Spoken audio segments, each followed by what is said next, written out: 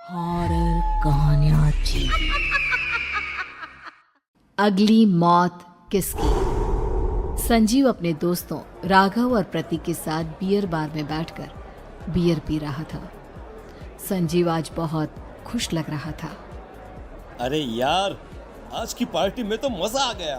तुम दोनों दोस्तों के साथ तो मेरी जिंदगी इतनी अच्छी है कि क्या बताओ कितनी अच्छी है। अरे भाई, अब दोस्ती की है तो जीना मरना सब साथ में। हाँ अरे अरे यार सुनो, जल्दी से एक बियर और ऑर्डर करते हैं ना, एक आखिरी, और उसके बाद ये जश्न यहीं खत्म हो जाएगा।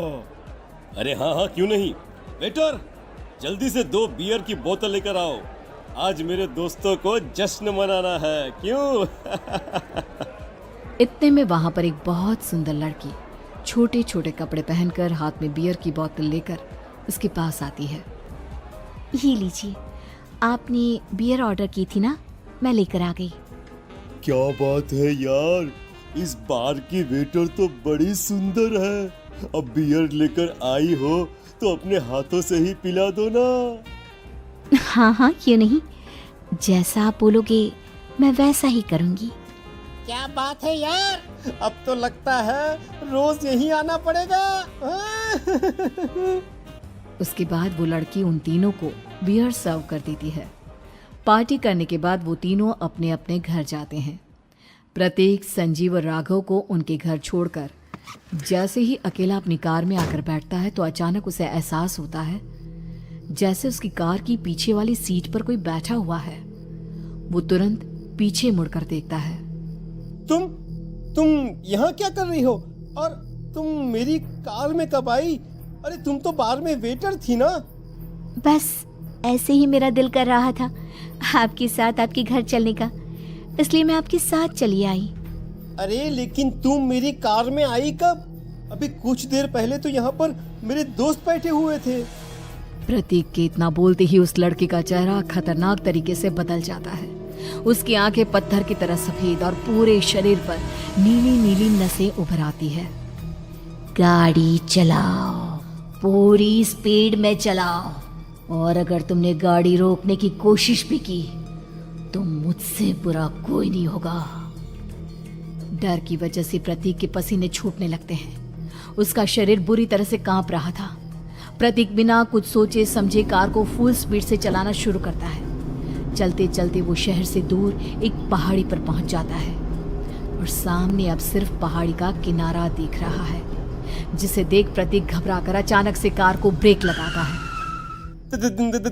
देखो देखो देखो देखो, मुझे छोड़ दो मुझे। अगर मैंने गाड़ी जरा सी भी आगे बढ़ाई तो हम दोनों नीचे गिरकर मर जाएंगे। ये तो तुम्हें पहले सोचना चाहिए था ना। अब कुछ नहीं हो सकता।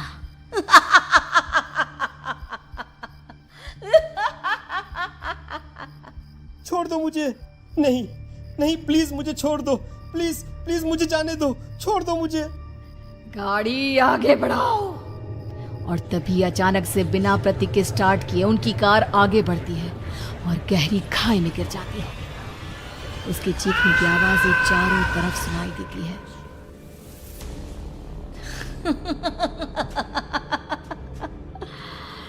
तुझे मारकर मेरे कलेजे में जल रही आग को थोड़ी शांति तो मिल गई, लेकिन अभी ये कहानी खत्म नहीं हुई। और फिर अगले दिन राघव और संजीव को पता चलता है कि प्रतीक की पहाड़ी से नीचे गिरकर मौत हो गई। अरे कल रात की तो बात है यार, हम सब बैठकर पार्टी कर रहे थे, लेकिन मेरी एक बात समझ में नहीं आ रही। राघव शहर से इतना पहाड़ी पर इतनी रात को क्या करने गया था? अरे यार, वही सोचकर तो मैं भी परेशान हूँ।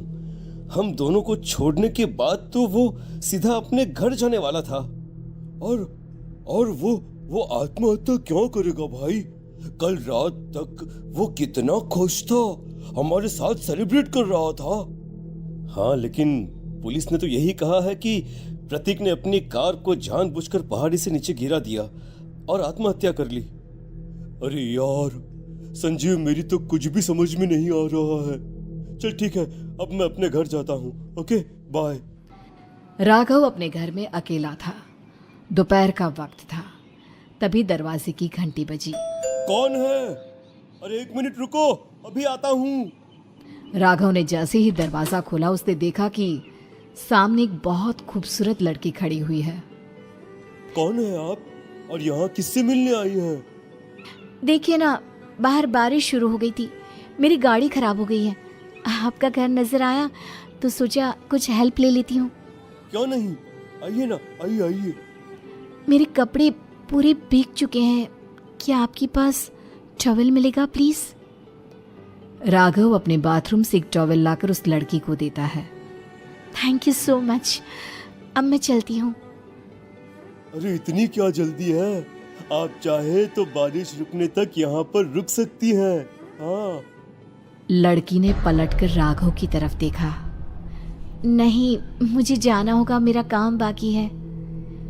और वो वहां से चली गई। उस लड़की के जाने के बाद राघव अपने बाथरूम में नहाने के लिए गया और जैसे ही उसने बाथरूम में देखा तो उसका टॉवल वहीं पर लटका हुआ था। उसने टॉवल हाथ में लिया तो देखा कि उसका पूरा टॉवल खून के धब्बों से सना हुआ है। अरे अरे ये क्या? ये टॉवेल तो मैंने उस लड़की को दे दिया था। ये वापस मेरे बाथरूम में कैसे आ गया? और इस पर ये खून के धब्बे कहां से आ गए? राघव ने आईने में देखा तो उसकी गर्दन पर एक बड़ा सा चाकू का कट लगा हुआ था जिससे खून बह रहा था, जिसे देख राघव के होश उड़ गए। हाँ, अरे ये क्या? मेरी गर्दन इतनी ज्यादा कटी हुई है और मुझे दर्द भी नहीं हो रहा है। ये क्या हो रहा है मेरे साथ? राघव घबराकर बाथरूम से बाहर आया और अपना मोबाइल उठाकर उसने संजीव को फोन लगाया। संजीव जल्दी से मेरे पास आ जाओ। मुझे लगता है कुछ बहुत बड़ी गड़बड़ है, जल्दी आ जाओ। उधर से आवाज आई, लेकिन वो आवाज संजीव की नहीं बल्कि एक लड़की की थी। कुछ अजीब नहीं हुआ है, बस तुम्हारी मौत तुमसे मिलने आई थी और तुम्हें मारकर चली गई। अब तुम इस दुनिया का हिस्सा नहीं हो राघव, इसलिए तुम्हें अपनी गर्दन के कटने का दर्द भी महसूस नहीं हो रहा। नहीं, ऐसा नहीं हो सकता, ऐसा नहीं हो सकता। कौन हो तुम? तुम्हारी मौत। अब संजीव के पास खबर पहुंचती है कि राघव ने अपने ही घर में चाकू से गर्दन काटकर आत्महत्या कर ली। ये सुनने के बाद संजीव के होश उड़ गए। वो पसीने से तरबतर हो गया और एक अनजाना डर अब उसके दिल को सताने लगा। संजीव के साथ ही उसका एक छोटा भाई राजीव भी रहा करता था। अपने भाई को इस तरह परेशान देखकर राजीव उसके पास आया। अरे भैया, क्या हुआ भैया? आप इतने घबराए हुए क्यों लग रहे हैं? प्रतीक और राघव की मौत, मेरा मतलब मेरी कुछ समझ में नहीं आ रहा भाई। अचानक से मेरे दोनों दोस्तों ने आत्महत्या क्यों कर ली? अरे वो तो मेरी भी समझ में नहीं आ रहा है भैया। हाँ, हो सकता है कि कोई परेशानी होगी और इसीलिए उन्होंने ऐसा किया होगा। हाँ, लेकिन दोनों की जिंदगी में एक साथ परेशानी और दोनों का इतनी खतरनाक तरीके से आत्महत्या करना, कहीं ऐसा तो नहीं मैं भी मर जाऊंगा? अरे आप ऐसी बातें क्यों कर रहे हैं भैया? वैसे ही मैं इतना परेशान हूँ। जब से अंजलि ने मेरा साथ छोड़ा है तब से सब कुछ बहुत अजीब सा हो गया है। रोज रात को डरावने सपने आते हैं। ऐसा लगता है जैसे अंजलि बार बार मेरे सपनों में आकर मुझे डराने की कोशिश करती है। अंजलि का नाम सुनते ही संजीव की आंखें फट गई और उसके गले में आवाज अटक गई। उसके चेहरे पर घबराहट साफ नजर आ रही थी। कौन थी वो लड़की जिसने प्रतीक और राघव को आत्महत्या की आड़ में मौत के घाट उतार दिया? और कौन थी अंजलि जो बार बार राजीव के सपनों में आकर उसे डरा रही थी? अंजलि का नाम सुनकर संजीव इतना घबरा क्यों गया? इन सवाल